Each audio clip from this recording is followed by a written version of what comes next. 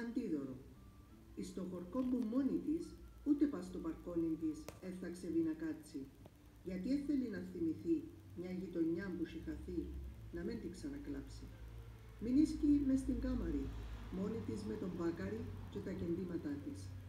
Ένα βελόνι, μια κλωστή, που το πρωί να σηκωστεί εν τα ποίηματά της. Τώρα που φύγαν τα παιδιά, εν βουνό μες στη νύχια, με δίχα κατά γλιάδι. Νιώθει να έχει τα πίσω, θύμισες που παράδεισο, και μαλαεί που άδει. Κάθε 8 πας στην νηστιά, όσο για να έχει μυρωδιά βάλει φαΐ να βράσει. Μα αφού το δόντι είναι μισό, αφήνει το που τα πίσω, του κάτω να κεράσει.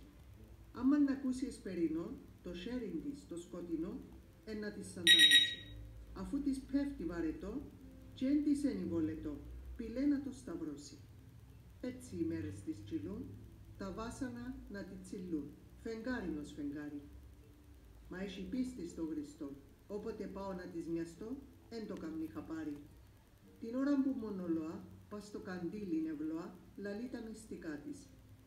Μα όσον γκρούζει τζαμπονά, φυλάει τα παράπονα, να παν ούλα μητά της. Όμως, στο φως του καντιλιού, τα δυο της σέρκα ξαπολιούν και βάλει το σταυρόν της. Αλήφει ελπίδα στο ψουμί, και άμα φτάσει στο αμύ, τρώει τα αντίδωρον της.